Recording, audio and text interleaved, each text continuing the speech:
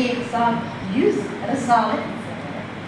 Ana oshxona g'azalining so'ngida shoirning tasavvufiy g'oyalari o'z ifodasini topgan.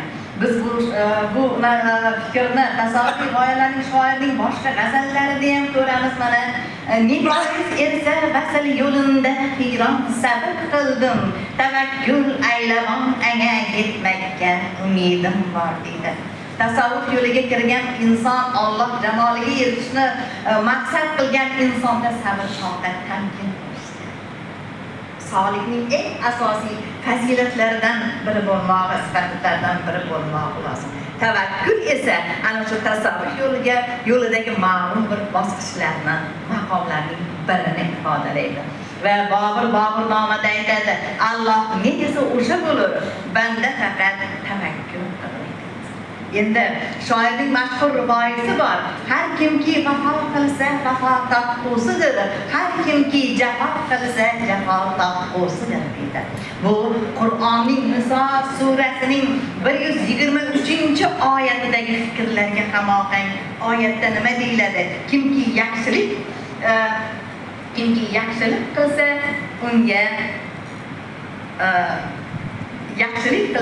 unga xayrli bo'lur. Kimki yomonlik qilsa, unga jazo muqarrardir deyiladi shu Niso surasining 123-oyatida. Boburning rivoyatda ilgari surilgan fikrlari ana Qur'oniy fikrlar bilan uyg'unlashib keladi. Bobur-nomada Hoji Akror Vali haqida bir necha o'rinlarda to'xtaladi. Chunki Hoji Akror Vali Umar Said Mirzo bilan juda ham yaqin bo'lgan, ham uylarga juda ko'p kelib turgan va ana shu bois Boburiylarning, hatto shu Zahiruddin Muhammad Boburning ham Hoji Akror Valiga munosabati juda e'tiqodi baland bo'lgan. Shuning uchun ham Bobur-nomada juda ko'p eslaydi va 2 marta tushida ko'radi. Birinchi tushida shu Samarqandni olmoqchi bo'lgan paytda Hoji Akror Valining tushiga kirib aytadiki, sizga deydi, meni yelkan qo'ltig'imdan ko'tardi deydi. Oyog'im yerdan uzildi deydi. Ko'zim ochildi deydi.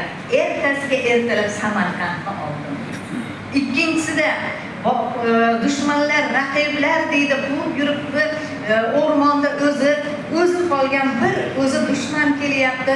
Shunda namoz o'qib turib, boshini sajdaga qo'ygan paytda Hoji Akror Valining ruhi keladi va shunda unga bir belgi beradiki, u dushmandan qutuladi. Ya'ni 2 ta askari ot solib kelib, Boburni ogohlantirib, dushmanning qo'lidan olib chiqib ketadi.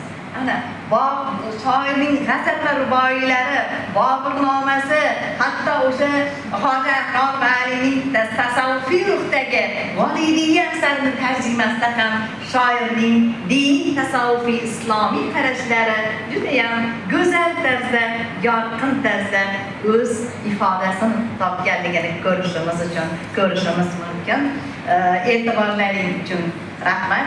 Thank you for your attention. Thank you, Dr. Farida Khon Karimova, for your insightful presentation. I could only understand the essence of your talk. You have mentioned about the... Please.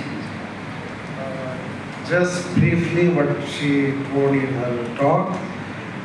The first thing she told that the essence of the Oriental literature is the tasawwuf. The message of love, compassion, and whatever the tasawwuf says. And she also told that the same tradition and the same essence is reflected in the writings of Baburids, including Zainuddin Muhammad Babur in his